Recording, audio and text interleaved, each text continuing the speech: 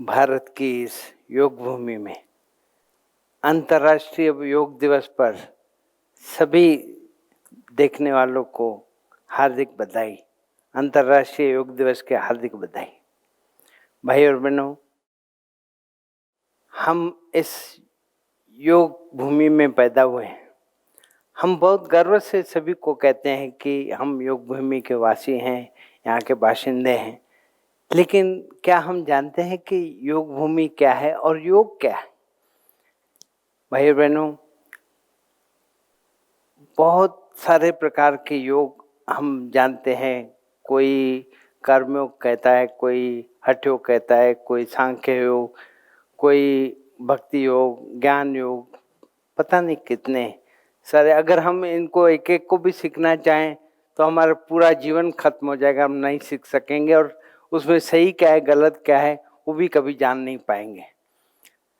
बहुत बार हम योग केवल शारीरिक क्रियाओं को ही समझते हैं कि योग यानी योगासन, वो उसका एक पार्ट हो सकता है, लेकिन वही पूर्ण योग है ऐसा बिल्कुल नहीं।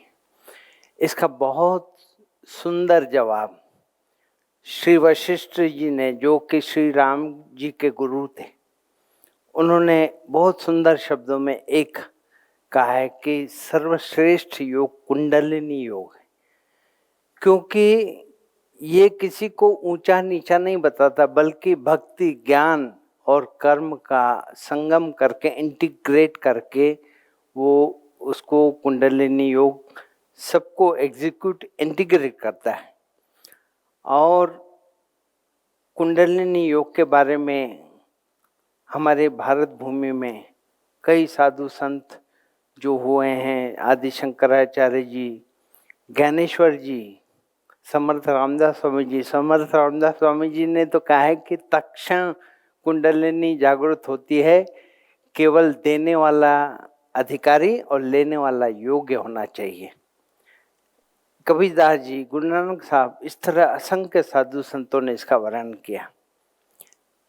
लेकिन भाई और बहनों, हम सबके सौभाग्य से हम और आप जैसे गृहस्थ जीवन में रहने वाले लोगों के लिए इसको अत्यंत सरल तरीके से हम जैसे लोग कर सकें, उस तरह सुपाच्य, सुभाष्य और सरल तरीका परम पूज्य श्री माता जी निर्मला देवी जी ने 1970 में शुरू किया, जिसे कि उन्होंने नाम सहज योग दिया, इसलिए कि अत्यंत सरल है कि हम जैसे घर गृहस्थी में रहने वाले लोग बिना किसी क्लिष्टता के, बिना किसी अपने घर बार को छोड़े हुए, बिना किसी आडंबर के, बिना किसी बहुत ज़्यादा स्ट्रेनस ट्रेनिंग के, सिंपल सरल तरीके से बुजुर्ग से लेके बच्चे तक, अमीर से लेके गरीब तक और छोटे से लेके बड़े से बड़े आदमी तक,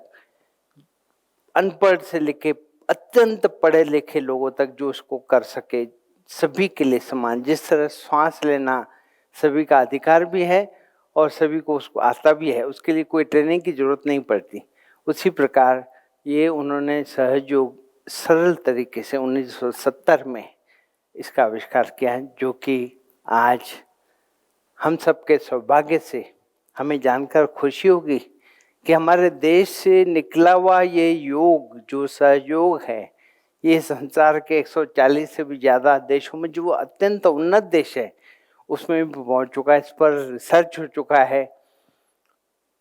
डॉक्टर्स को एमडी और पीएचडी की उपाधि दिल्ली के लेडी हार्डिंग मेडिकल कॉलेज में मिल चुकी है।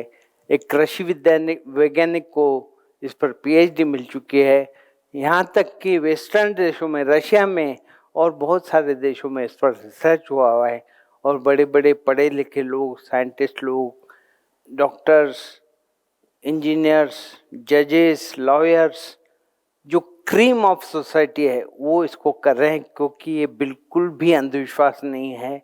और विश्वास तब होता है जब किसी चीज, ज्ञान जब सिद्ध हो जाए तो विज्ञान हो जाता है, और ये ज्ञान सिद्ध हो चुका है।